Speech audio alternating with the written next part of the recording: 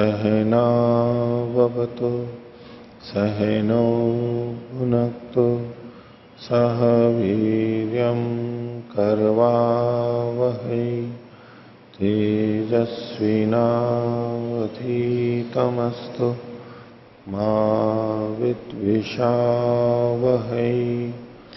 ओम शांति शांति शांति। मीमांसा दर्शन की 363वीं कक्षा, मीमांसा दर्शन के 9वें अध्याय का द्वितीय पाद हम देख रहे हैं। इसमें 13वें अधिकरण तक पीछे देखा था। आज 14वां अधिकरण प्रारंभ करते हैं। पृष्ठ संख्या 2499।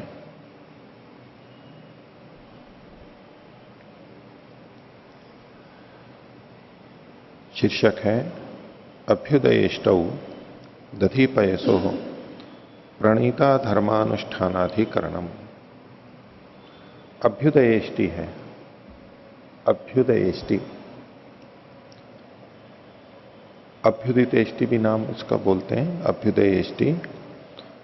तो ये अमावस्या के संदर्भ में जब चंद्रमा उदय हो जाए तो दोष के रूप में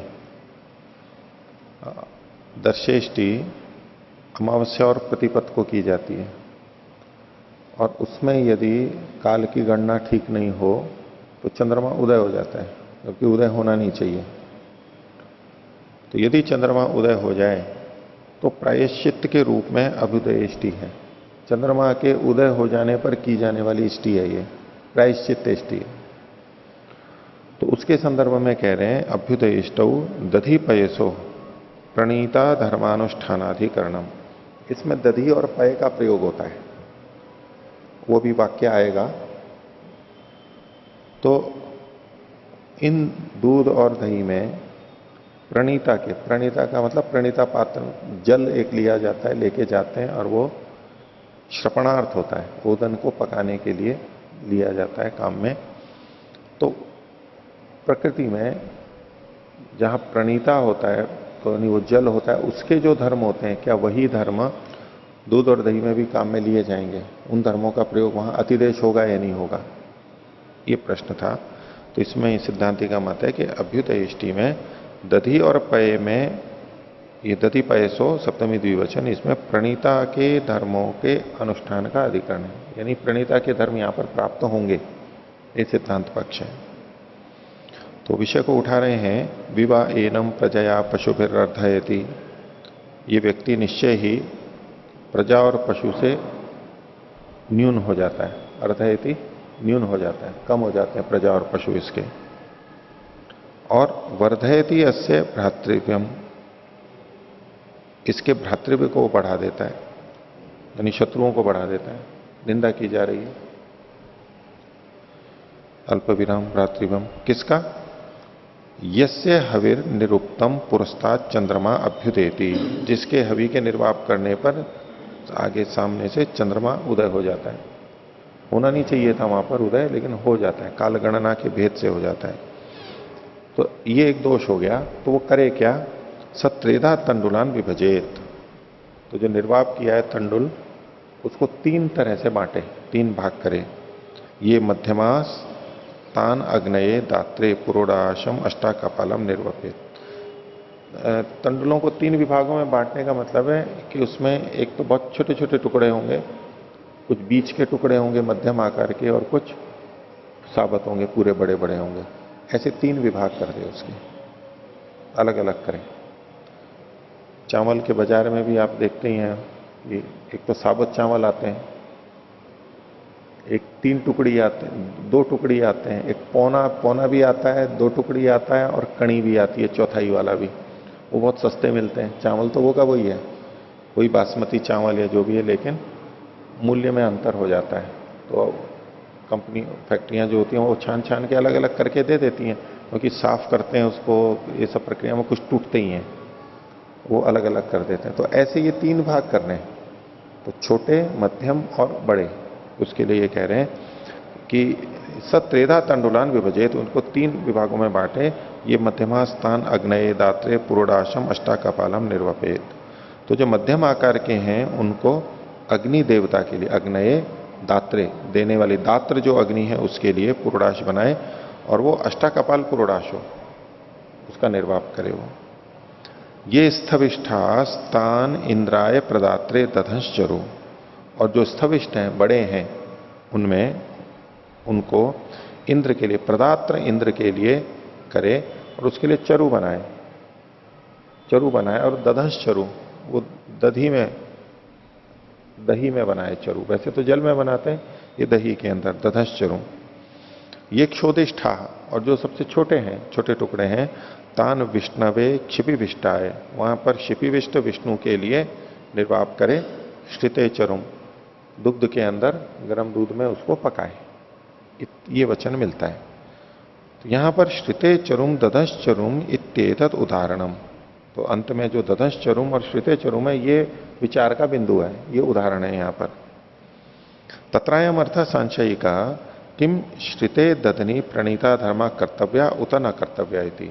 तो श्रित में यानी दुग्ध में और दही में प्रणीता जल के धर्मों को करना चाहिए या नहीं करना चाहिए। किम प्राप्तम, तो पूर्व पक्षी कहता है न कर्तव्या इति, वो नहीं करने चाहिए। तो वहां तो जल में पकाया जाता है, चरु की बात है, तो वहां जल में पकाया जाता है, यहां पर दूध या तो दही में, ये शब्द यहां पर आ रहे हैं। तो चूंकि जल की जगह पे दूध और दही आ रहे हैं, तो इसलिए जल के जो धर्म थे प्रणीता के, वो धर्म यहां, वो संस्कार यहां भी किए जाने चाहिए, ये एक पक्ष है। लेकिन पूर्व पक्षी कह रहा है कि नहीं करने चाहिए। क्यों नहीं करने चाहिए, तो उसके लिए आगे चर्चा है। पूर्व पक्षी कहता है परार्थे न तु अर्थ सामान्यम संस्कार से तदर्थत्वात्। परार्थे, ये जो दूध और दही हैं ये तो भिन्न प्रयोजन के लिए, पर अर्थ के लिए, इनका प्रयोजन दूसरा है। प्रणीता जल का प्रयोजन कुछ और था, इनका प्रयोजन कुछ और है, परार्थ है। न तो अर्थ सामान्यम, इनमें प्रयोजन की समानता नहीं है। यदि प्रयोजन की समानता होती तो जल वाले धर्म इनमें भी आ सकते थे, लेकिन वो भिन्न प्रयोजन के लिए। और अर्थ की समानता होती तो क्यों आ सकते थे, कि संस्कार से तदर्थत्वात्, संस्कार के उसी प्रयोजन वाला होने से। जल में जो संस्कार किए जाते हैं वो जल जिस प्रयोजन के लिए उसके लिए है, अगर वही प्रयोजन होगा तो दूध और दही में भी वो किए जा सकते थे। भाष्य परार्थम एतत्, सूत्र में जो परार्थ लिखा है उसको खोल रहे हैं। प्रदानार्थम इति, ये देने के लिए, ये जो दूध और दही है ये तो देने के लिए। जल जो था, पूर्व पक्षी का कहना है कि जल था वो तो पकाने के लिए था, और दूध और दही है ये पकाने के लिए नहीं है, ये तो देने के लिए है। जैसे कि तंडुल देने के लिए है, आहुत देवता के लिए देने के लिए है, ऐसे दूध और दही भी देने के लिए है, पकाने के लिए नहीं है। इसलिए दोनों का प्रयोजन अलग अलग हो गया। जल तो पकाने के लिए है और दूध और दही पकाने के लिए नहीं है, देने के लिए है। परार्थम एतत् प्रधानार्थम इति न प्रणीतार्थम, प्रणीता के प्रयोजन वाले ये नहीं है। यानी तो श्रवण करना है, प्रणीता का जल का प्रयोजन क्या है, तंडुल का श्रवण करना, पकाना। तो न प्रणीतार्थम, प्रणीता का जो प्रयोजन है उसके लिए ये नहीं है। जैसे कई बार दलिया पकाते हैं, अब दलिया पानी में पकाते हैं, तो वो पानी देने के लिए नहीं होता है कि इनको थोड़ा पानी भी पहुंचे पेट में, इसलिए हम यहाँ दलिया में पानी डाल रहे हो, तो पकाने के लिए ही होता है, प्रयोजन नहीं है वो उसका, वो केवल पकाने के लिए ही होता है। हालांकि जल की पूर्ति होती है वो अलग बात है, लेकिन प्रयोजन नहीं है वहां पर। लेकिन कई जगह दूध में दलिया पकवाते हैं, फिर तो क्या कि वो तो कहने को यूं ही कहते कि भाई पानी में नहीं दूध में पकवा दिया, इसमें क्या है, वो पकाने की दृष्टि से प्रयोग करते हैं। लेकिन उनका मूल प्रयोजन क्या होता है कि दलिए के साथ साथ दूध भी पहुंचे। जल में पकता है तो उतना स्वादिष्ट नहीं बनता है, दूध में पकता है तो स्वादिष्ट बनता है। और पतंजलि में जब दलिया बनता है ना तो वो दूध में ही बनता है, पकाते हैं उसको वहां पर। नहीं, यहां हमारा अलग प्रयोजन है यहां पर तो पानी में पकाते हैं और ऊपर से दूध डालते हैं। दूध तो अलग से देना ही था, दलिया भी देना था, दूध भी देना था।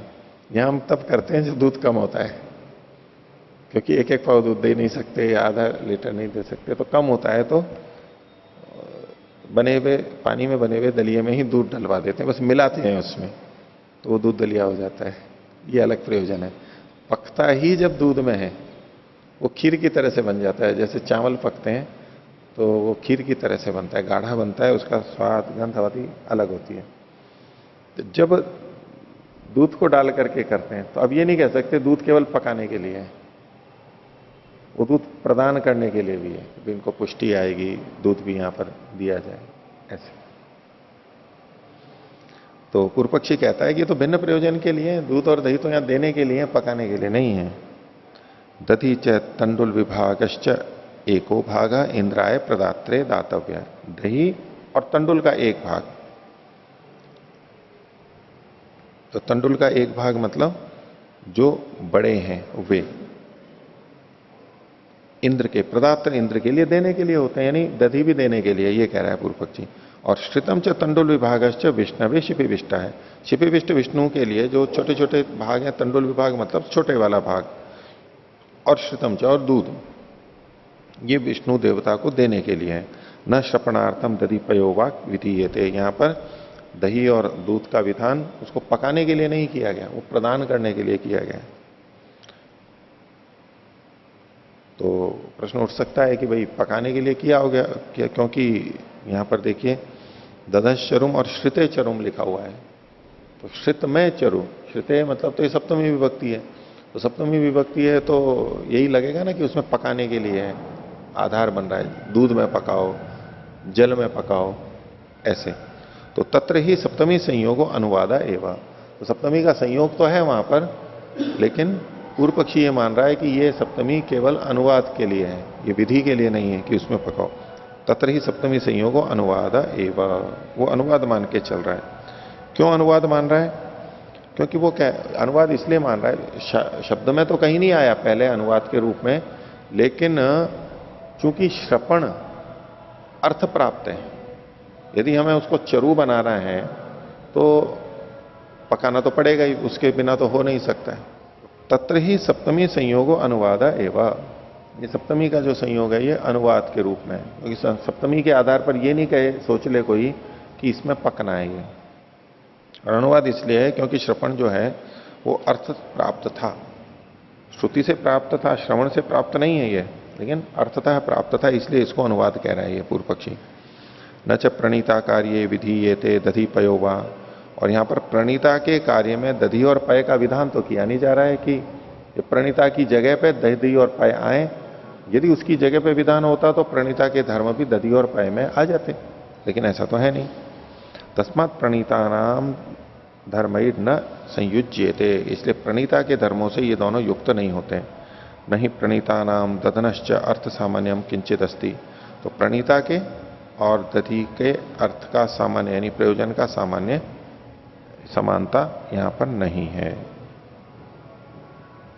क्यों समानता नहीं है? क्योंकि पूर्व पक्षी मानता है प्रणीता तो जल था, वो तो श्रपणार्थ था, श्रपण उसका प्रयोजन था, और दधि है ये तो प्रदान के लिए है, प्रदेय है ये।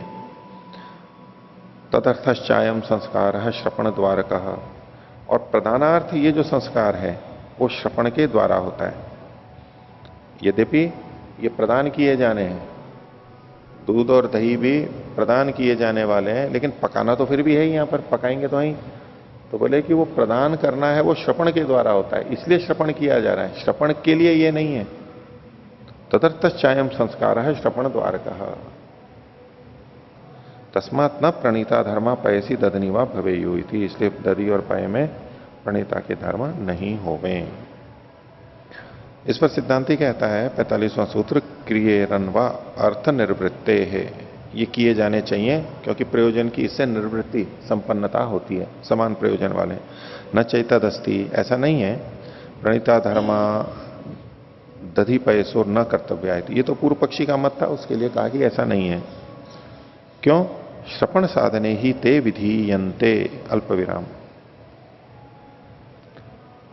श्रपण साधने, ये जो है सप्तमी विभक्ति एक वचन लेंगे।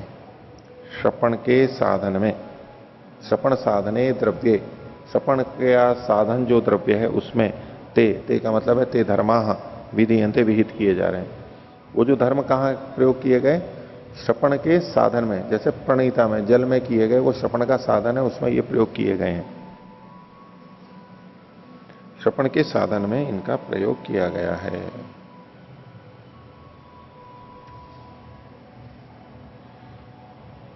आगे, न श्रपणार्थम उत्पन्ने द्रव्ये, अल्प विराम, पूर्ण विराम की जगह अल्प विराम, न श्रपणार्थम उत्पन्ने द्रव्ये, श्रपण के लिए जो द्रव्य प्राप्त है, उत्पन्न मतलब प्राप्त है, उस द्रव्य के लिए यह धर्म नहीं है। श्रपण के लिए जो द्रव्य प्राप्त है, जैसे कि तंडुल, तंडुल श्रपण के लिए प्राप्त था, यानी उसको श्रपण किया जाना है, उसको पकाना है। जल जो है वो श्रपण के साधन के रूप में है, जल श्रपण का साधन है, और तंडुल श्रपण यानी पकने के लिए, पकाने के लिए। अब यूं तो हम भाषा में बोल देते हैं ये पानी भी पकाने के लिए, लेकिन पानी पकाने के लिए इसका मतलब है पानी को पकाना है वो नहीं। ये पानी किस लिए है? बोले पकाने के लिए। यानी एक तो है कि पानी को ही पकाना, वो अलग बात हो गई। एक है कि साधन, श्रपण के साधन के रूप में। तो जल जो है वो श्रपण का साधन है। श्रपण का जो साधन है उसके लिए इन धर्मों को कहा गया है। जो श्रपण के लिए है, यानी जिसका श्रपण किया जाना है, उसके लिए ये धर्म नहीं कहे गए हैं प्रकृति के अंदर।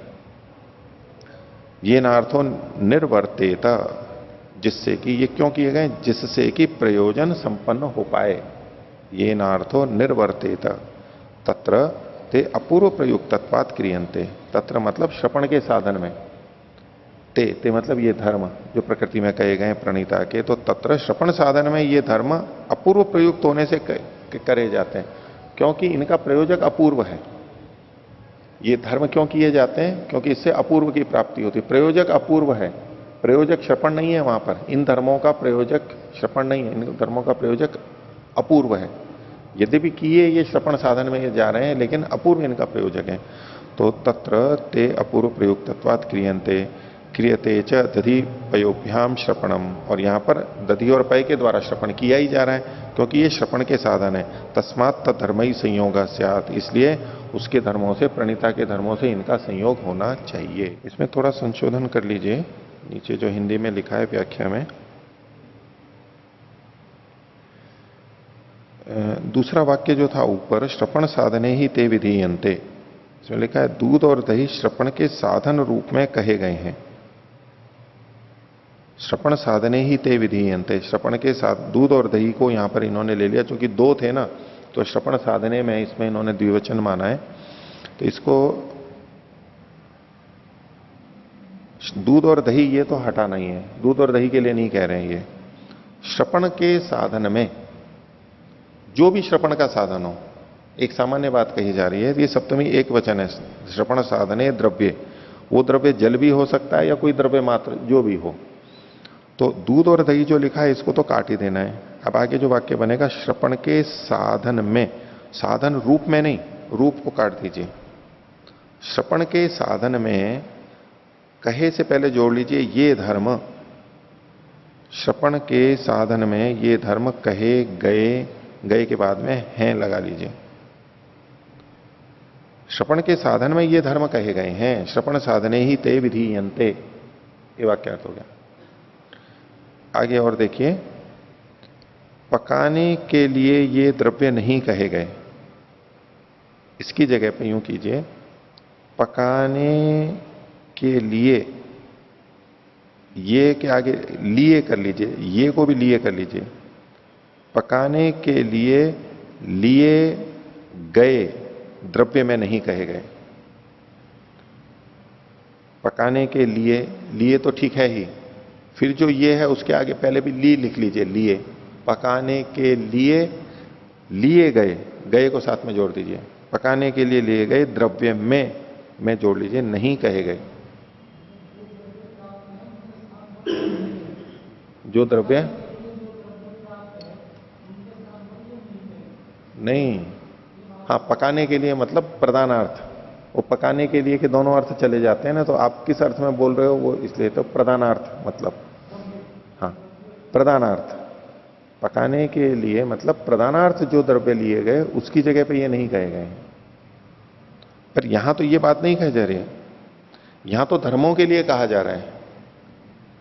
धर्म जो प्रकृति में कहे गए हैं वो धर्म किस लिए कहे गए वो बात कही जा रही है। यहां दूध और दही के लिए नहीं कहा जा रहा है। दूध और दही पे लगेगा, लगाएंगे, लेकिन इस वाक्य में दूध और दही को लेकर के कथन नहीं किया जा रहा है भाष्य में। नीचे के अर्थ में ऐसा आ गया कि दूध और दही के लिए कहा जा रहा है। दूध और दही तो साध्य है, उसमें हम निर्णय करेंगे, तो उसको सिद्ध करने के लिए कुछ सिद्धांत नियम ये बोल रहा है, हेतु दे रहा है क्या, कि श्रपणार्थ ही ते विधीयन्ते, जो धर्म है प्रणीता के वो श्रपण साधन में कहे गए हैं, न श्रपणार्थम उत्पन्ने द्रव्ये। जो श्रपण के लिए उत्पन्न द्रव्य है यानी प्राप्त द्रव्य है यानी तंडुल, उसके लिए वो धर्म नहीं कहे गए हैं, श्रपण के साधन के लिए कहे गए हैं। ये एक सिद्धांत हेतु दे दिया। इस कारण से अब वो कह रहा है चूंकि दूध और दही भी यहां पर श्रपण साधन के रूप में है, इसलिए वो धर्म यहां पर भी आएंगे, जैसे प्रकृति में थे वैसे यहां पर भी आएंगे। ये सिद्धांति का अभिप्राय है।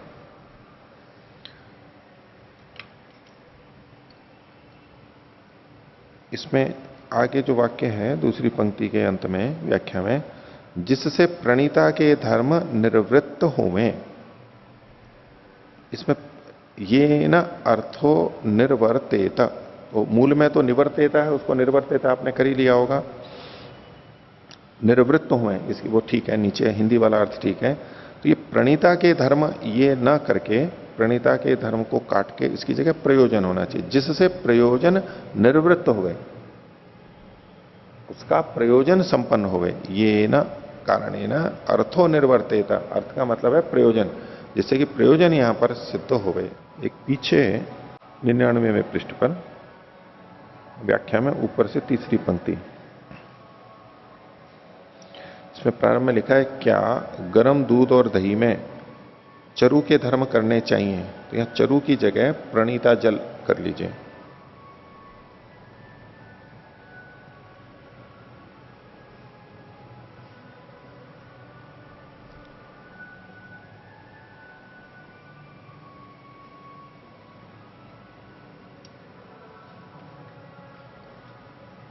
आगे 15वां अधिकरण, बृहत रथंतर धर्माणाम, रथंतर र को जोड़ लीजिए, बृहत रथंतर धर्माणाम व्यवस्थाया तत्त सामगान काले अनुष्ठानाधिकरणम।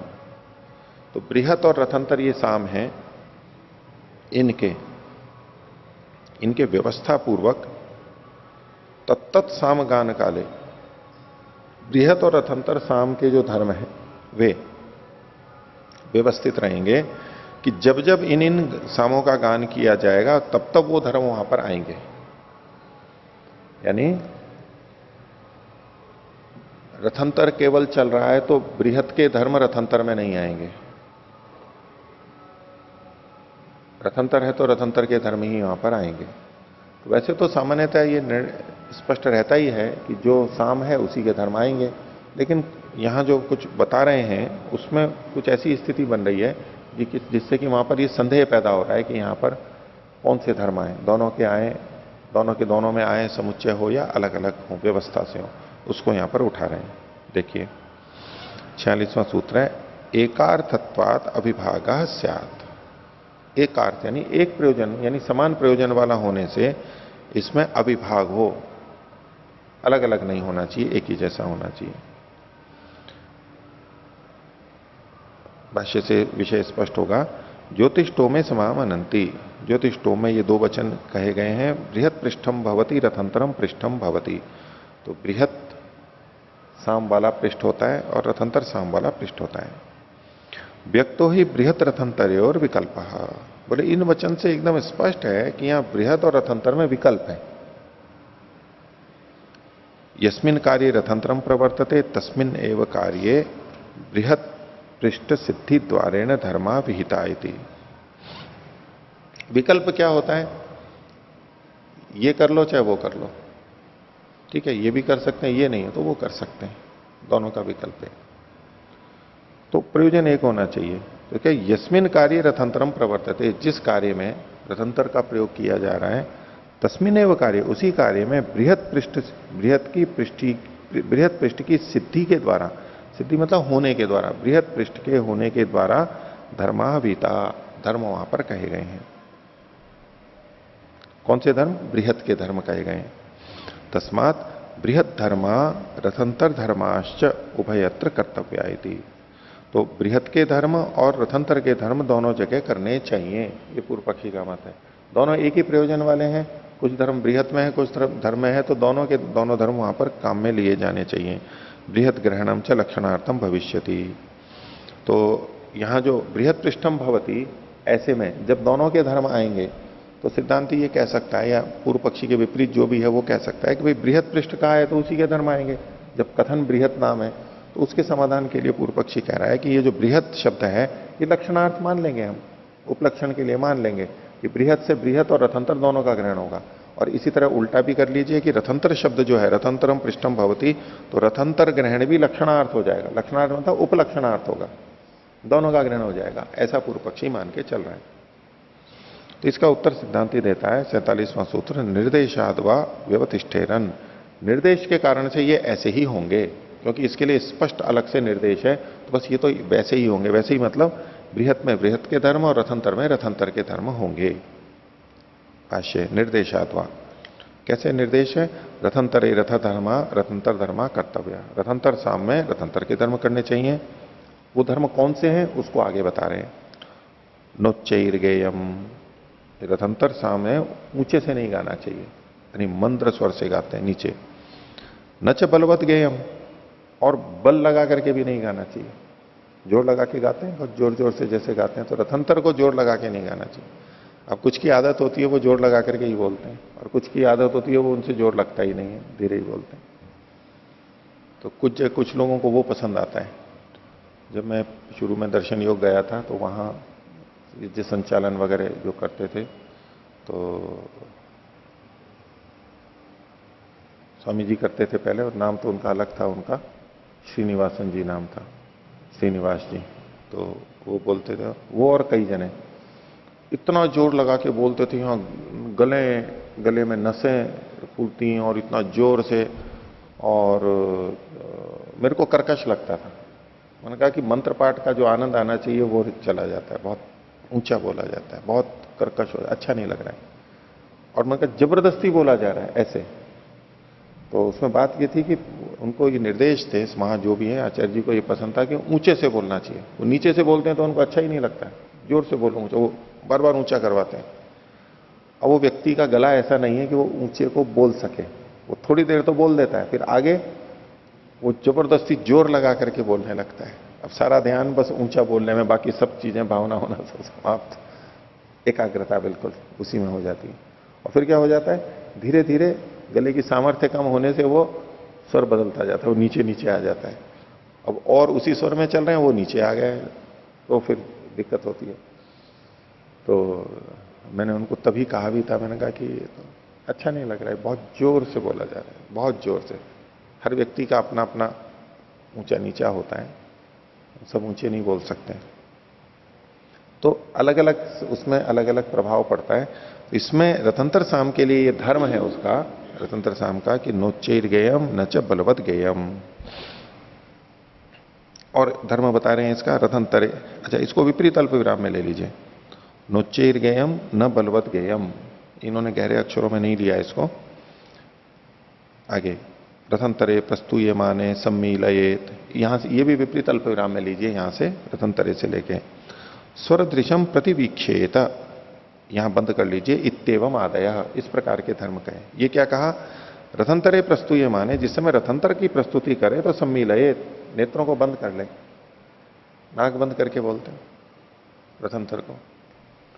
तो अब आंख बंद करके भी कोई बहुत जोर से बोल रहा हो तो आंख बंद करने का जो प्रयोजन है वो नहीं पूरा हो पाएगा, अंदर जो भावना जानी है। तो रथंतर के प्रस्तुयमान होने पर सम्मीलयेत, नेत्रों को बंद कर लें। लेकिन इसी में आगे कहा कि स्वर दृश्यम प्रति वीक्षेत, स्वर दृश्य शब्द जब आए तो देखें, फिर आंख खोल लें। यानी पूरा मंत्र जो है उसमें कुछ भाग तो आंख बंद करके है और कुछ भाग आंख खोल करके है। इसके लिए मंत्र है, पीछे आ चुका है अपने पृष्ठ संख्या 1467 के ऊपर, 2467 के ऊपर। अभित्वाशूर नो नुमो, ये रथंतर साम था, वहां पर देख सकते हैं चाहे तो। अभित्वाशूर नो नुमो दुग्धा इव धेनवा ईशानमस्य जगत। आगे क्या लिखा? स्वर दृश्य, ये स्वर दृश्य शब्द है। स्वर दृश्यम ईशानम इंद्र तस्तुषा, तो जगतः तक जो ईशानमस्य जगतः, यहां तक तो नेत्र बंद रखे। और फिर जो लिखा स्वर दृश्यम प्रतिवीक्षेता, स्वर दृश्य यहां से आंख को खोल लेता है वो, तो अंत तक स्वर दृश्यम ईशानम इंद्र तस्तुष, वहां तक आंख खोल करके बोलना होता है। ये इसका धर्म है। और इसमें नेत्र खोल करके भी क्या है कि नेत्र खोल करके उसके लिए यूं कहा जाता है कि आकाश की ओर देखें। एक तो है कि नेत्र बंद है और नेत्र बंद करके खोला तो जो सामने है उसको देख रहा है वो, या किसी को भी देख रहा है। और उसमें वहां ये व्यवस्था है कि जिस समय आंख खोले तो आकाश की तरफ देखें। नेत्र बंद थे, बोल लिया, और जब खोलना है तो बस आकाश की तरफ देखें, अनंत आकाश को देखें। ये रथंतर साम का धर्म वहां पर कहा गया। आगे बृहत धर्माश्च, और बृहत साम के भी धर्म कहे गए हैं। क्या? बृहति उच्चैर्गेयम, इसको भी विपरीत अल्पविराम में ले लीजिए कि बृहत साम में उच्चैर्गेयम, ऊपर करके ऊंचे से गाना चाहिए। नाम भी बृहत है उसका। बृहति गीये माने समुद्रम मनसा ध्यायेत, इसको भी विपरीत अल्पविराम में ले लीजिए। और पहले जो था ना बृहति उच्चैर्गेयम, इसके बाद अल्पविराम लगा हुआ है, लगा लीजिए। बृहति उच्चैर्गेयम अल्पविराम, बृहति गीयमाने समुद्रम मनसा ध्यायेत। जब बृहति का गान करे तो मन से समुद्र का ध्यान करे, मन में समुद्र का ध्यान करे। आंख तो खोल रखी है लेकिन मन में समुद्र का। अब समुद्र के ध्यान में क्या आएगा? उसकी विशालता, गंभीरता, अनंतता। अनंतता भी लगती है समुद्र की हमारे को, उस तरह से मन में लाना चाहिए। बृहत साम है यहां पर, मन बहुत बृहत बड़ा इस रूप में हमारे को होना चाहिए। लेकिन एक तरफ आंख भी खुलवाई है और एक तरफ समुद्र का ध्यान भी करवाया जा रहा है? हाँ, बोल तो रहा ही है, ऊंचे से बोल ही रहा है, ऊंचे से बोल रहा है, नेत्र खुले हुए हैं, क्योंकि बंद करने का निर्देश नहीं है यहां पर, लेकिन अंदर समुद्र का ध्यान मन में चल रहा है। तो कई बार ये मन होता है, हम सोचते हैं कि भाई ध्यान करने के लिए तो नेत्र बंद करना चाहिए। नेत्र बंद किए बिना ध्यान नहीं हो सकता है।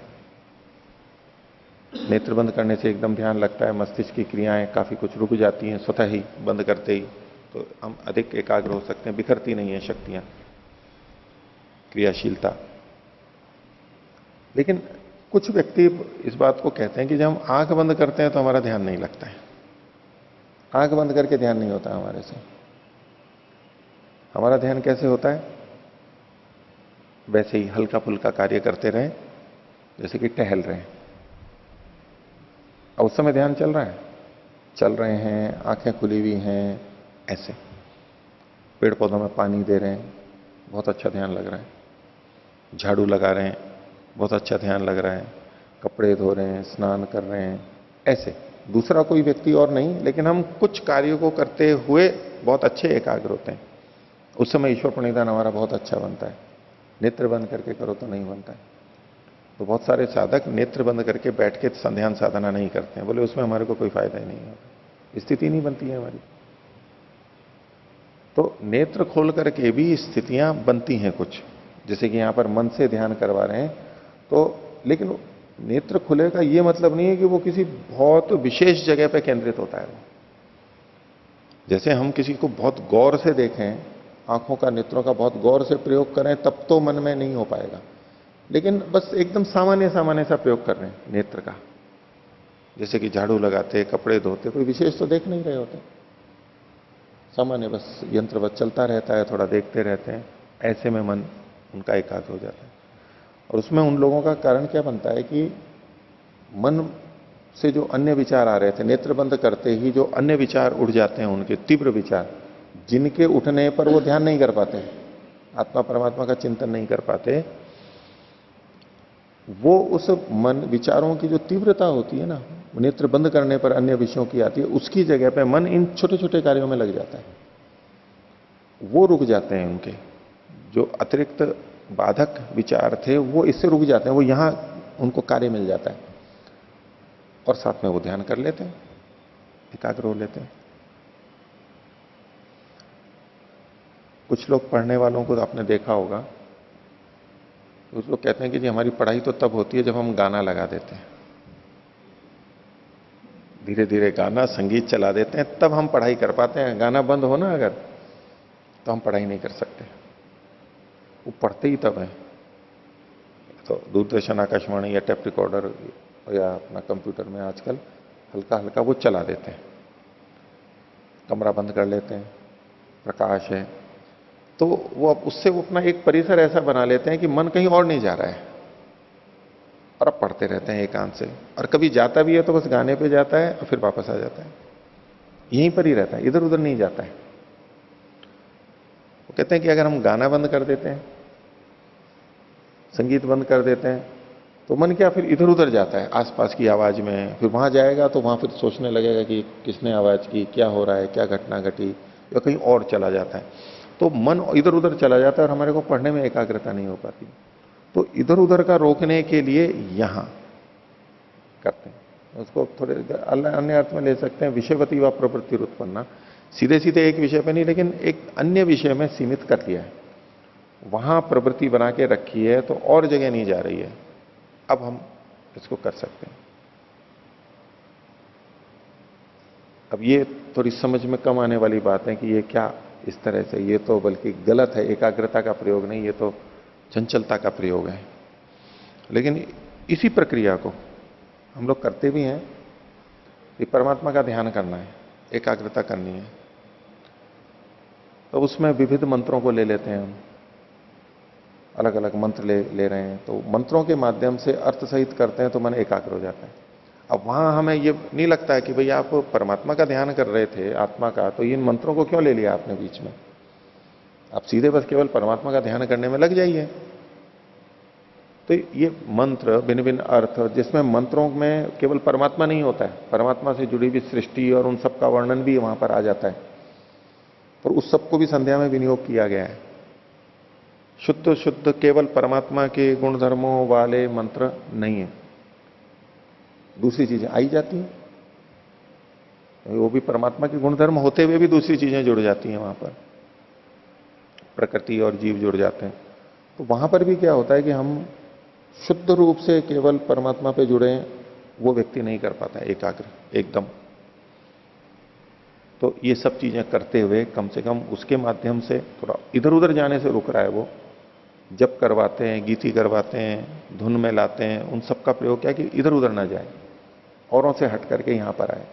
इसी तरह जो और भी ध्यान संगीत का पीछे जो चर्चा चल रही थी, थोड़ी गंध सुगंध लगा देते हैं।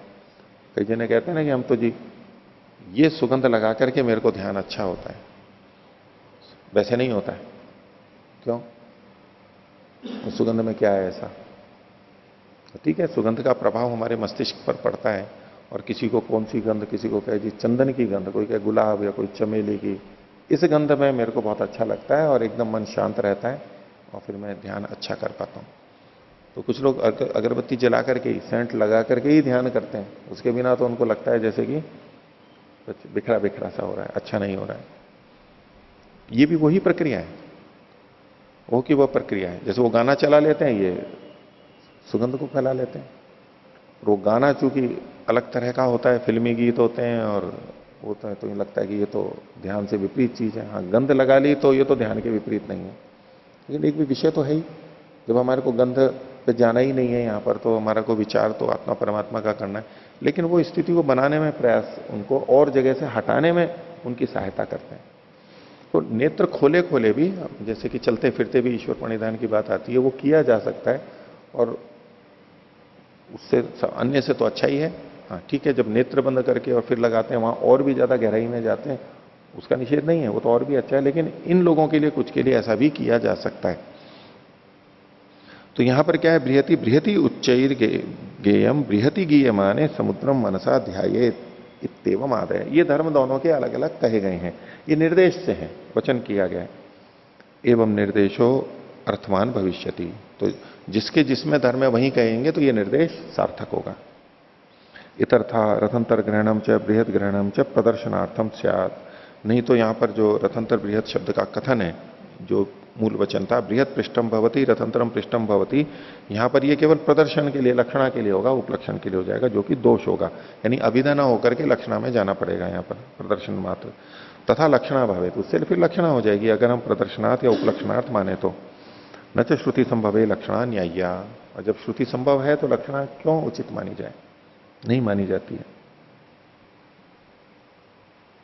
आगे अब इसमें पूर्व पक्षी ने जो बात कही थी उसको फिर से उद्धृत करते हुए समाधान कर रहा है सिद्धांति। यदुच्यते अर्थैकत्वात् रथंतरयोरिति, एक ही प्रयोजन होने से बृहत रथंतरयो हो, बृहत और रथंतर में दोनों धर्म आएंगे, प्रयोजन की एक रूपता है, ये पूर्व पक्षी ने पिछले सूत्र में कहा था।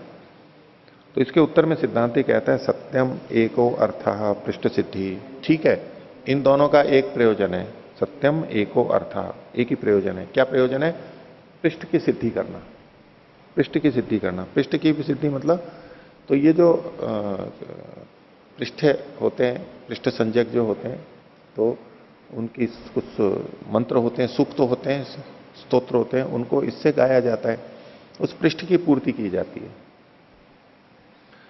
तो ये जो 6 साम होते हैं, प्रसिद्ध निश्चित साम है, उन 6 सामों में जब किया जाता है तो उसको पृष्ठ संज्ञा कहते हैं। तो उसमें रथंतर, बृहत, वैरूप, वैराज, शाक्वर और रैवत, ये जो 6 साम हैं, इनकी पृष्ठ संज्ञा होती है।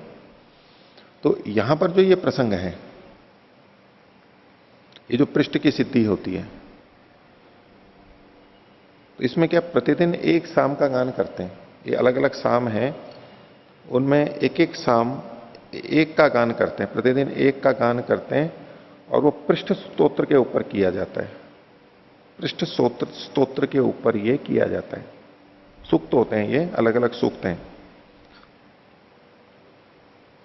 तो यहां जो लिखा है सत्यम एको अर्थात पृष्ठ सिद्धि, पृष्ठ की सिद्धि होती है। यहां जो पृष्ठ संज्ञक स्तोत्र है वो लिया जाता है ऋग्वेद का एक एक 11-14, मतलब एक 11-14 ये सूक्त की संख्या है। मतलब प्रथम मंडल के 11वें से लेके 14वें सूक्त को, जो 11, 12, 13, 14, इनको पृष्ठ संज्ञक स्तोत्र कहा जाता है। इन्हीं पे ये गाए जाते, इन पे ये गाए जाते हैं। अलग अलग हैं, तो अलग अलग सूक्तों पे अलग अलग, इससे पहले के सूक्त हैं उन पे अलग अलग गाया जाता है। पवमान स्तोत्र है, ऐसे अलग अलग होते हैं, लेकिन ये क्रम प्राप्त यहां पर ये हैं। तो कहते हैं कि सत्यम एको अर्था पृष्ठ सिद्धि, बोले पृष्ठ की सिद्धि, रथंतर भी पृष्ठ की सिद्धि करता है और बृहद भी पृष्ठ की सिद्धि करता है, क्योंकि दोनों साम पृष्ठ के लिए होते हैं, पृष्ठ को बोलने के लिए होते हैं। इस दृष्टि से तो प्रयोजन हो गए। तो एतदपि अस्ति, लेकिन ये भी है क्या? एतदपि अस्ति के बाद जो पूर्ण विराम है इसको हटा दीजिए, इसी को आगे खोल करके बता रहे हैं। लेकिन ये तो ठीक है कि उनका प्रयोजन एक है दोनों का, लेकिन बोले ये बात भी है साथ में, क्या? अन्यथा बृहता साध्यते पृष्ठम अन्यथा रथम तरेण इति। बृहत के द्वारा जब पृष्ठ की सिद्धि की जाती है तो भिन्न प्रकार से की जाती है, और रथंतर के द्वारा पृष्ठ की सिद्धि की जाती है तो अलग तरीके से की जाती है। पृष्ठ की सिद्धि प्रयोजन होते हुए भी प्रक्रिया इनकी अलग अलग है। इसके लिए एक लौकिक उदाहरण दे रहे हैं। यथा पर्वणि विभज्यमाने द्वौ उपायो, जो पर्व होते हैं उसको अगर हमें विभाग करना हो तो उसके लिए 2 उपाय हैं। पर्व का मतलब जो जोड़ है, जैसे गन्ने का जोड़ है, गन्ना होता है या और कोई जोड़ होता है, तो पर्व जहां जोड़ होता है उसको अगर अलग अलग करना हो तो बोले उसके लिए 2 उपाय हैं। क्या उपाय हैं? यथा द्वौ पुरुषौ अंतयोर गृहीत्वा आकर्षतः, 2 मनुष्य उनके किनारों को पकड़ करके और उसको खींचेंगे, विपरीत दिशा में खींचेंगे, वो टूट जाएगा? नहीं, गन्ने को नहीं टूटेगा, थोड़ा मुड़ेगा। तो जैसे भी है, तो कई बार झगड़ा हो जाता है ना कि भाई ये गन्ना मैं लूंगा और वो गन्ना मैं लूंगा। उसने उधर पकड़ लिया, उसने उधर पकड़ लिया, तो उसके खींचने में टूट जाता है, अलग हो जाता है। या तो कोई ऐसा हो जहां पर वो दोनों जुड़े हुए हों और हम खींच करके उसको अलग कर दें। गन्ने पे ही नहीं, कहीं भी दूसरी जगह जहां घटता हो वहां पर लगा सकते हैं इसको। एक तो ये उपाय है यदवा। दूसरा तीक्ष्ण शस्त्रेण छेदनम, तीक्ष्ण शस्त्र से उसको बीच में काट दो। तो क्रियाएं तो दो अलग अलग हैं और दोनों का प्रयोजन भी एक ही है, लेकिन अलग अलग ढंग से कर रहे हैं। एक खींच करके कर रहे हैं, एक काट करके कर रहे हैं। तो प्रयोजन एक है, इसका यह मतलब नहीं है कि दोनों के धर्म दोनों में आ जाएंगे, प्रक्रिया अलग अलग है। तो इसी को आगे और खोल रहे हैं कि तत्र यत् शस्त्र से तीक्ष्णीकरणम द्रव्यम। तो यहां पर जब तीक्ष्ण शस्त्र से काटेंगे तो उस शस्त्र को तीखा करना है ना, पैना करेंगे उसको।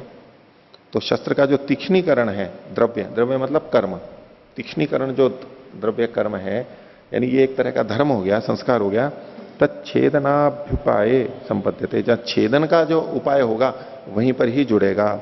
न आकर्षणाभ्युपाय तदर्थापन्ने भी, आकर्षण वाला जो उपाय करेंगे ना, खींचने वाला, उसमें ये काम नहीं करेगा ये धर्म। यद्यपि तदर्थ की आपन्नता है, प्रयोजन वही है। दोनों के दोनों में धर्म नहीं जा सकते ना।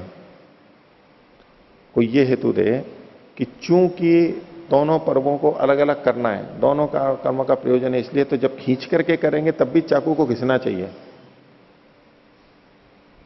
तो नहीं, आवश्यक नहीं है। तो प्रयोजन एक होते हुए भी दोनों प्रयोग किए जाएं, ये आवश्यक नहीं है। तो दृष्टांत दिया आगे, एवं बृहद धर्मा रथंतरे तदर्थापन्ने भवेयोर न वा इति ज्यायते विचारणा। इसलिए बृहद के धर्म रथंतर में, कैसा रथंतर, जो कि तदर्थापन्न है, यानी उसी प्रयोजन वाला है, उसमें भी होवे या ना होवे, ये एक विचारणा यहां पर की जा रही है। तत्र निर्देश सामर्थ्याद इदम अवगच्छामः, पूर्ण विराम की जगह अल्प विराम। ये निर्देश के सामर्थ्य से, जो वचन बताए धर्मों का जो निर्देश है, उससे हम ये निर्णय निकालते हैं, ये समझते हैं। अन्यथा बृहत साधयति, अब पूर्ण विराम हटा के अल्प विराम, अन्यथा रथंतरम इति, कि बृहत जो है वो भिन्न प्रकार से उस प्रयोजन को सिद्ध करता है और रथंतर भिन्न प्रकार से सिद्ध करता है। इसलिए एक दूसरे के धर्म एक दूसरे में नहीं जाने चाहिए। आगे प्रत्यक्षम खलु अपि अन्यद उपलभामहे, और प्रत्यक्ष रूप में भी हम अन्य तरह से देखते हैं। क्या? रथंतरम शूरादिकाम स्तुतिम कुर्वत पाठम साधयति। ये जो रथंतर साम है, ये जब अपने प्रयोजन को सिद्ध करता है, पृष्ठ को सिद्ध करता है, तो उसमें क्या भेद होता है? शूरादिकाम स्तुतिम कुर्वत, शूरादि की स्तुति करते हुए पृष्ठ को सिद्ध करती है। यानी जो मंत्र लिया गया वो अलग था।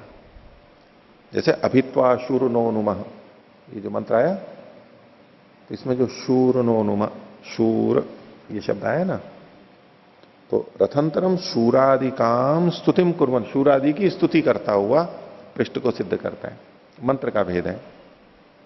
और बृहत चित्रादिकाम, और जो बृहत साम है वो चित्र आदि से स्तुति करता हुआ पृष्ठ को संपन्न करता है। पृष्ठ तो दोनों में संपन्न होते हैं, लेकिन मंत्र के भेद से ये चित्रादिक है।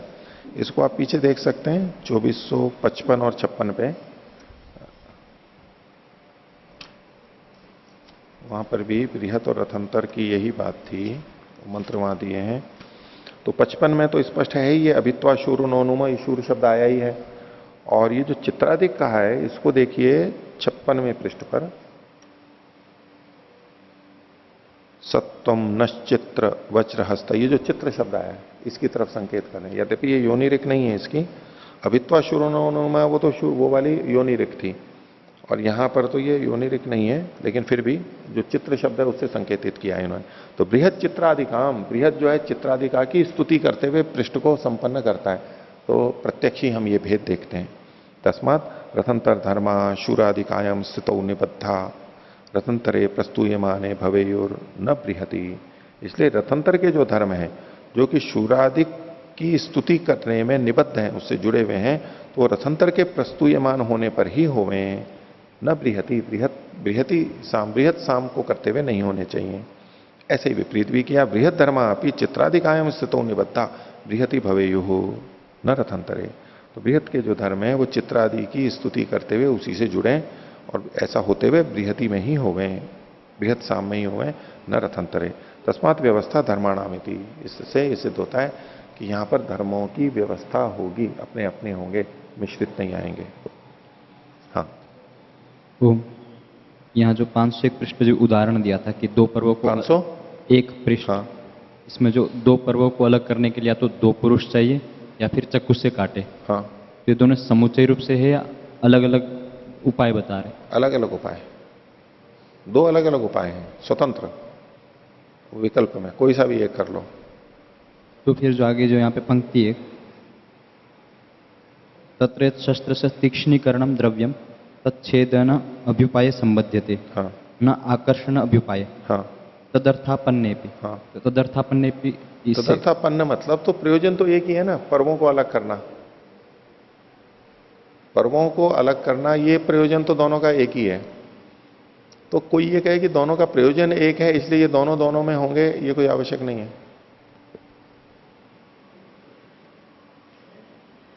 छुरे को तीक्ष्ण करना, शस्त्र को तीक्ष्ण करना, ये कब संगत होना, ये एक धर्म हुआ, तीक्ष्ण करना एक धर्म हुआ।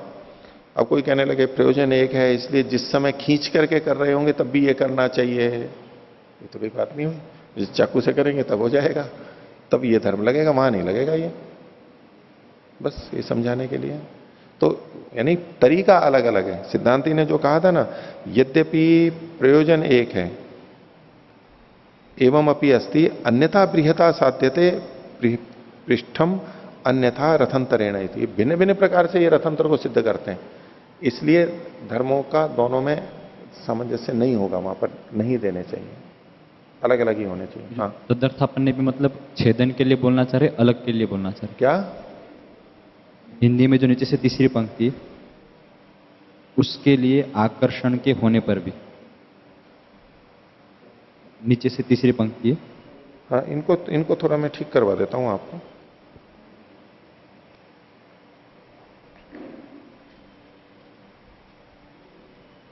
हाँ, एक तो जो नीचे वाला अनुच्छेद है व्याख्या में, उसमें दूसरी पंक्ति, प्रथम पंक्ति के अंत से सत्य है कि पृष्ठ सिद्धि वाला सामगान एक ही प्रयोजन है। तो पृष्ठ सिद्धि सामगान का जोड़ लीजिए यहां पर, ये पृष्ठ सिद्धि प्रयोजन हुआ, सामगान का एक ही प्रयोजन है पृष्ठ सिद्धि। दूसरा, इसमें तीसरी पंक्ति के अंत से देखिए, जैसे दो पुरुष बीच में से पकड़ कर खींचते हैं, बीच में की जगह अंत में से पकड़ कर लीजिए। और नीचे आइए, नीचे से तीसरी पंक्ति, चौथी पंक्ति के अंत से देखिए नीचे से, आकर्षण के उपाय में संबद्ध नहीं होता, उसके लिए आकर्षण के होने पर भी। उसके लिए का मतलब यहां पर है पर्व विभाजन, ठीक है, पर्व विभाजन के लिए होने पर भी। इस प्रकार बृहद धर्म रथंतर में के बाद में पृष्ठ शब्द जोड़ लीजिए, पृष्ठ के साधन होने पर भी, होवे या ना होवे, इस प्रकार बृहद धर्म रथंतर में पृष्ठ के साधन, ये जो पर्व विभाग है ना, रथंतर में पर्व विभाग के साधन, ये पर्व विभाग शब्द यहां संगत नहीं है। पर्व विभाग को वहां लीजिए, ऊपर जो उसके लिखा हुआ है ना, उससे जुड़ेगा ये पर्व विभाग, या तो यहां काट दीजिए, पर्व विभाग की जगह पृष्ठ शब्द ले लीजिए। इस प्रकार बृहद धर्म रथंतर में पृष्ठ के साधन होने पर भी, होवे या ना होवे, यह विचार उत्पन्न होता है। रथंतर चूंकि पृष्ठ का साधन है, इस दृष्टि से बृहत के धर्म रथंतर में होवे या न होवे। हाँ, अब बताओ आपका क्या बचा ये था जी, उसके लिए जो था यहाँ पे, है? उससे मैं छेदन ले रहा था, तीसरी पंक्ति, उसके लिए आकर्षण के होने पर भी। हाँ, उसके लिए आकर्षण के होने पर भी, तो उसके लिए का मतलब आप पूछ रहे थे, पर्व विभाग के लिए।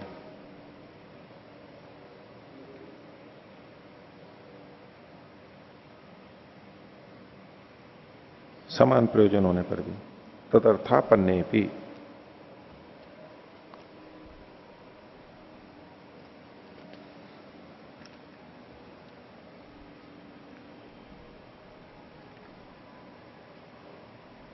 ठीक है, तो ये अधिकरण हो गया।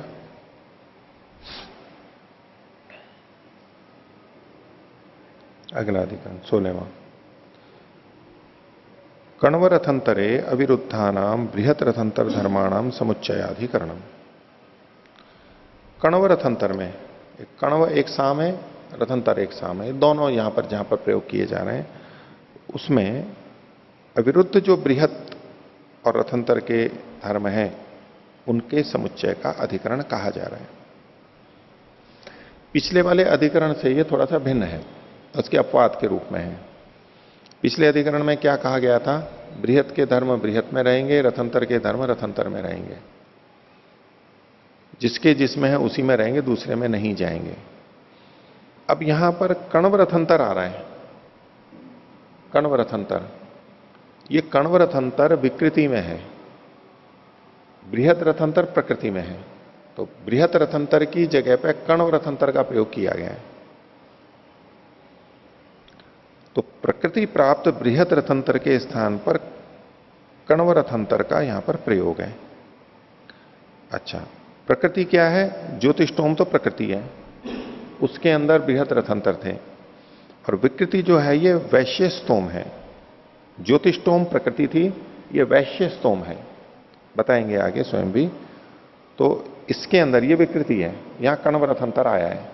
अब इसमें एक बात और साथ में जुड़ी हुई है, ये समस्या क्यों थी? प्रकृति में बृहत और रथंतर है, विकृति में कण्व और रथंतर है। तो रथंतर में तो रथंतर के धर्म आ जाएंगे, कण्व भी साथ में वहां पर पढ़ा गया है। बात यह है कि प्रकृति में तो दो ऋचाएं थी, बृहत और रथंतर। विकृति में एक ही ऋचा है और उसमें कण्व रथंतर कहा गया है। तो इस विकृति में चूंकि ऋचा एक ही है, अब उसमें बृहत के धर्म आएंगे या ना आएंगे, ये बात यहां पर चलाई जा रही है।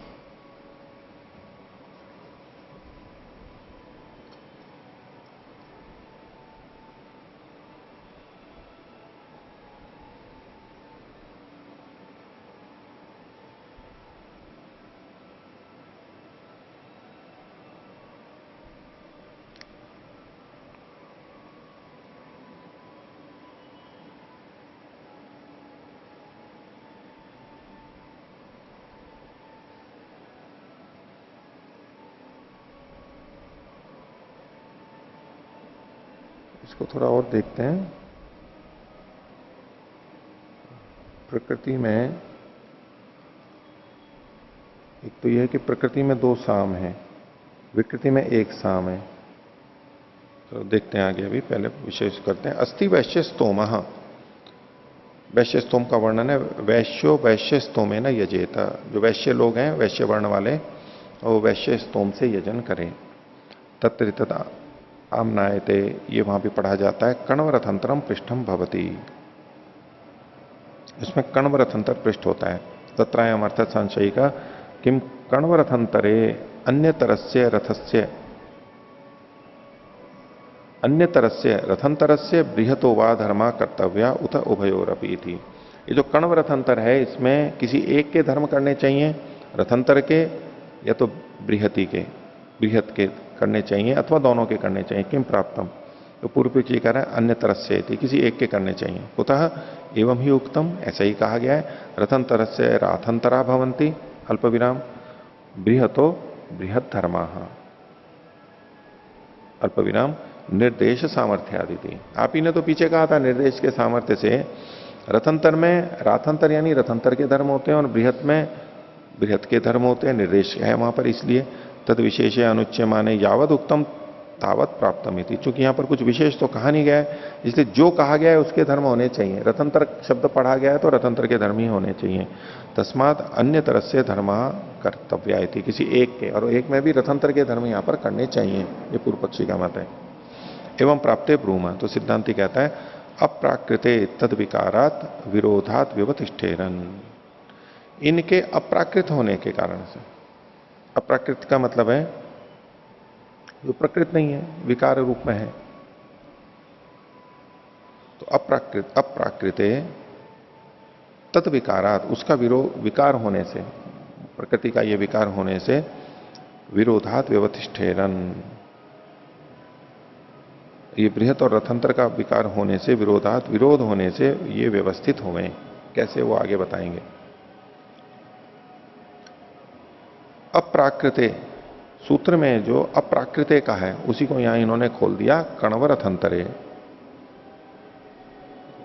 कण्वरथंतर है ये विकृति साम है, कण्वरथंतरे अल्प विराम। आगे लिखा तद विकारात, ये सूत्र का अंश है तद विकारात। इसके बाद में जो पूर्ण विराम है इसको हटा दीजिए, इसकी जगह या तो बराबर लगा लीजिए या रेखा कर लीजिए। तद विकारात को खोला जा रहा है। क्या? यस्मात् कण्वरथंतरम उभयो कार्ये वर्तते, कि कण्वरथंतर है ये दोनों के स्थान पर विद्यमान है। प्रकृति में बृहद रथंतर था, यहां पर कण्वरथंतर है, तो वो दोनों के स्थान में साम की दृष्टि से विद्यमान है। तस्मात् उभय धर्मान लभेत, इससे वो दोनों के ही धर्मों को प्राप्त होगा। क्योंकि उनके स्थान पर यह है तो दोनों के धर्म यहां आने चाहिए। न ही विकृत निर्देशो अस्ति यथा प्रकृत, तो विकृति में कोई निर्देश तो है नहीं जैसा कि प्रकृति में है धर्मों का निर्देश। जैसे विकृति में धर्मों का कोई निर्देश नहीं है जैसा कि प्रकृति में होता है। इसलिए अर्थापत्तितः यह धर्मा भवंती न चोदकेन, इसलिए यहां पर जो धर्म होते हैं वो अर्थापत्ति से होते हैं, किसी चोदक वचन से यानी किसी विधि वचन से नहीं होते। कण्वरथंतरम उभयोर अर्थापन्नम, कण्वरथंतर जो है इन दोनों का अर्थापन्न है, कण्वरथंतर का विकृति में। तस्मात् उभय धर्मान लभेत, दोनों के धर्म वहां पर आएंगे। और ये तो विरुद्धा धर्म, जो इनके विरुद्ध धर्म है, तद्यथा जैसे कि उच्चैर गेयम बलवत गेयम इत्यम जातीय का विरोधात व्यवतिष्ठेरन, जो विरोधी धर्म है वो व्यवस्थित होंगे। व्यवस्थित हो मतलब एक तरफ रह जाएंगे, वो फिर नहीं होंगे। इत्यम जातीय का विरोधात व्यवतिष्ठेरन, बस वो बैठे हुए रह जाएंगे। अविरुद्धेषु समुच्चय, जो अविरुद्ध है उनके अंदर समुच्चय हो जाएगा। यानी जो सूत्र में कहा था ना विरोधात व्यवतिष्ठेरन, जो परस्पर विरुद्ध हो रहे हैं, यानी रथंतर का तो आना ही है। इसमें दो तरह से बात लेते हैं यहां पर, रथंतर का भी नहीं आएगा। यूं अर्थ लेते हैं कि बृहत और रथंतर के जो धर्म परस्पर विरुद्ध हो रहे थे वो धर्म यहां पर दोनों ही नहीं आएंगे, वो एक तरफ हो जाएंगे। रथंतर और बृहत के जो अविरुद्ध धर्म है वो यहां पर आएंगे, विरुद्ध धर्म हट जाएंगे, यहां पर नहीं आएंगे। जैसे कि ये उच्चैर गेयम बलवत गेयम ये यहां पर नहीं आएंगे। और इसी तरह से निमील्य या उन्मील्य, ये जो था नेत्र बंद करके, यहां इतने में नेत्र बंद करे इतने में खोले, तो ये भी विरुद्ध धर्म है। तो यह है कि विरुद्ध में क्या करें, तो यूं इसमें अर्थ लेते हैं कि कोई सा भी ना करें।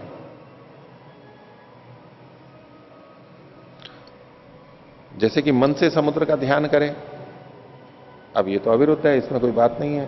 तो ये बृहत का धर्म यहां पर कण्वरथंतर के करते समय लिया जा सकता है, ऐसा इनका अभिप्राय है। आगे बृहत रथंतरयो उभय साम के कृतौ रथंतरादि धर्माणाम प्रकृतिवत व्यवस्थाधिकरणम, बृहद और रथंतर के दोनों के साम वाले क्रतु में, जहां दोनों ही साम हो वहां पर, तो वहां पर रथंतरादि धर्माणाम, रथंतरादि धर्मों का प्रकृति के समान व्यवस्था अधिकरण होगा। प्रकृति में जो धर्म है वो ही वहां पर होंगे। तो ये जो 2503वें पृष्ठ पर अर्थापत्ति से यहां पर धर्म आ रहे हैं, न चोदके न, चोदक वचन से नहीं आ रहे हैं। तो यहां चोदक वचन से एक तो हम अर्थ लेते हैं प्रकृतिवत विकृति कर्तव्य, और एक है कि साक्षात निर्देश विधि की जा रही है। तो यहां साक्षात विधि वाला तात्पर्य लेना चाहिए। प्रकृतिवत विकृति कर्तव्य तो आ ही रहा है, पर चूंकि यहां पर कुछ भिन्नता भी है, कुछ भिन्नता भी है। सीधे सीधे अगर मान लो दो ही मंत्र होते, दो साम होते तब तो कर लेते।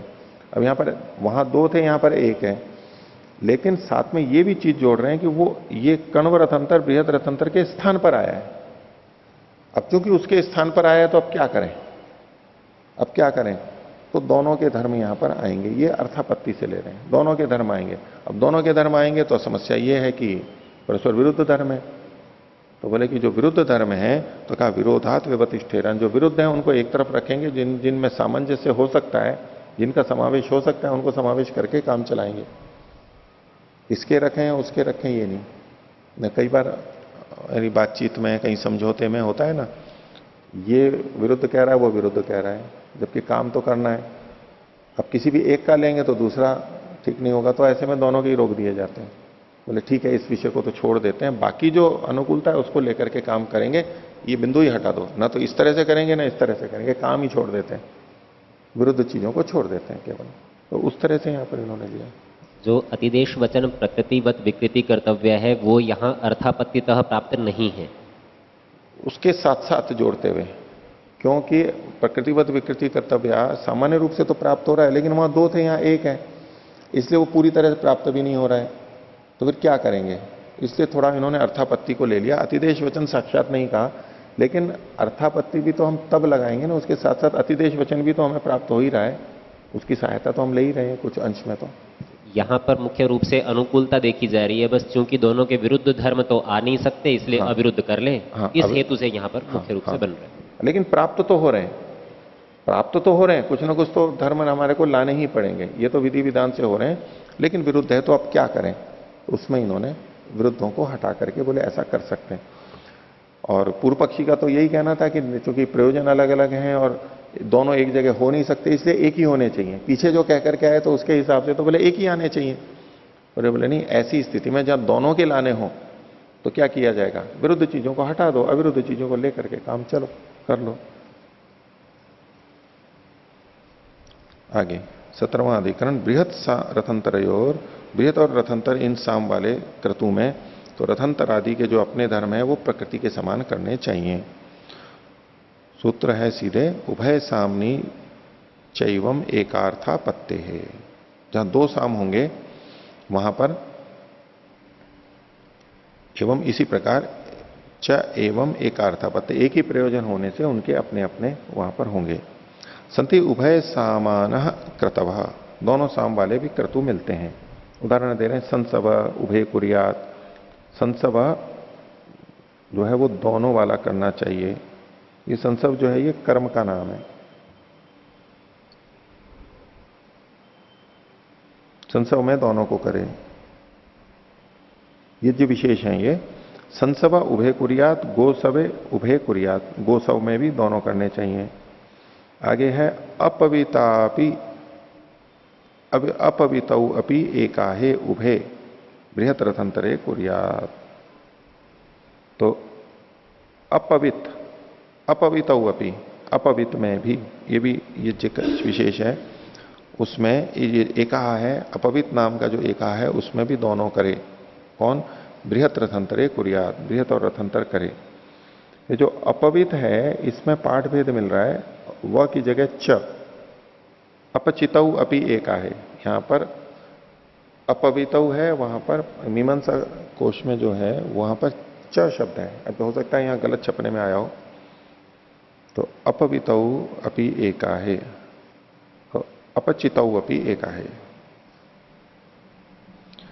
खोल रहे हैं, संति तो प्रकृतो बृहद धर्मा रथंतर धर्माश्च, तो प्रकृति में बृहद के धर्म और रथंतर के धर्म दोनों हैं। त यह चोदक न प्राप्यंते, चोदक वचन से यहां भी प्राप्त हो रहे हैं। यहां ये चोदक वचन का मतलब अतिदेश, प्रकृतिवत विकृति कर्तव्य। तत्र संशय किम उभय सामनी उभय धर्मा कर्तव्या अथ अथवा इहापि तथैव व्यवतिष्ठेरनीति।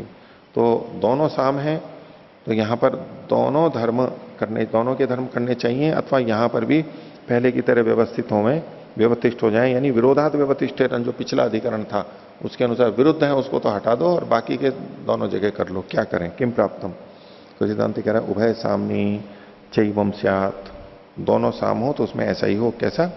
यथा नहीं, किम प्राप्तम, तो उभय सामनी चैवम स्यात् यथा कण्वरथंतरे, जैसा कि कण्वरथंतर में हुआ था।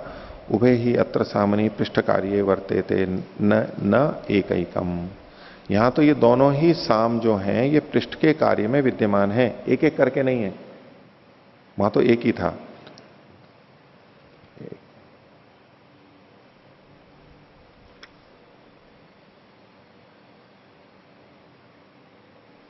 आगे देखिए, इसमें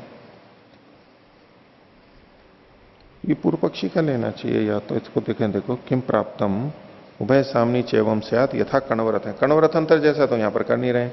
उभय यत्र सामनी पृष्ठ कार्य वर्तेते न एकैकम तस्मान न एक धर्मान लभेता, ये एक एक के धर्मों को प्राप्त नहीं होंगे।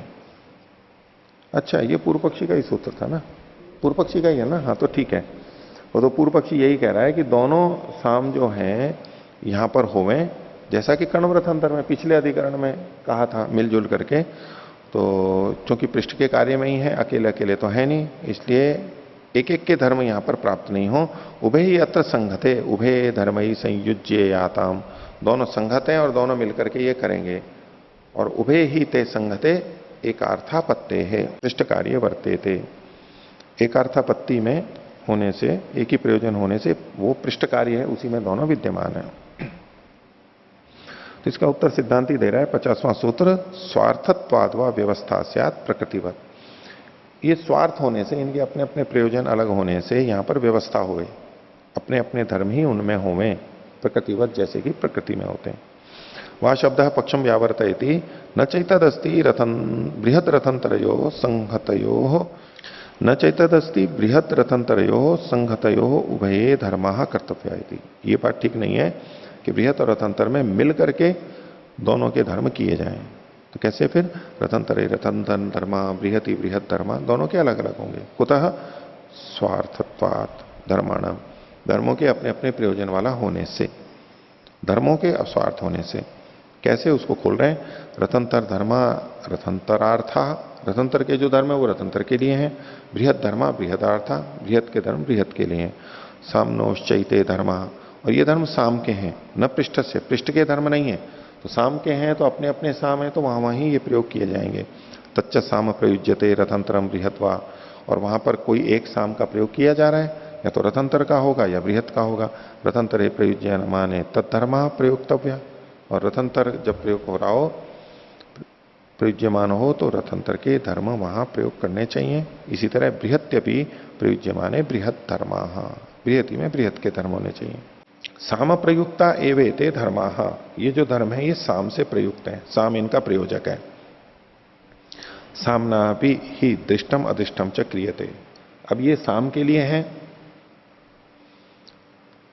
लेकिन फिर कोई कहे कि साम तो ऋचा के लिए है, तो फिर ऋचा के आधार पर ही हो जाना चाहिए। तो कहने कि साम के लिए है, और जो साम है वो भी दृष्टादृष्टम च, सामना भी दृष्टादृष्टम क्रियते, साम के द्वारा स्वतंत्र रूप से भी दृष्ट और अदृष्ट किया जाता है। यानी साम में जिन धर्मों का प्रयोजन करेंगे तो वो व्यर्थ नहीं हो जाएंगे, वो भी दृष्ट अदृष्ट प्रयोजन वाला है। तस्मात साम अपि धर्म प्रयोजने समर्थम, तो साम भी धर्म के प्रयोजन में समर्थ है। यदि साम का दृष्टादृष्ट कोई प्रयोजन नहीं होता, वो पूरा का पूरा दूसरे के लिए होता, तो फिर धर्म उसके ये साम धर्म का प्रयोजक नहीं हो सकता था। लेकिन इसके दृष्टादृष्ट प्रयोजन है, इसलिए साम भी धर्म का प्रयोजक हो सकता है। तस्मात साम अपि धर्म प्रयोजने समर्थम, अतो व्यवस्था धर्माणाम प्रकृतिवत, इसलिए यहां पर प्रकृति के समान व्यवस्था होनी चाहिए। आगे लिखा तथा, यथा कर लीजिए वैसे, यथा प्रकृत रथंतरे प्रयुज्यमाने तदंगम प्रयुज्यते, जैसे प्रकृति में रथंतर का प्रयोग करने पर उसके अंग धर्म प्रयोग किए जाते हैं, बृहति तदंगम, और बृहति में उसके अंग यानी उसके धर्म प्रयोग किए जाते हैं, एवं इहापीति, वैसे ही यहां पर भी करना चाहिए। तो आज का पाठ इतना ही रखते हैं। प्रणव।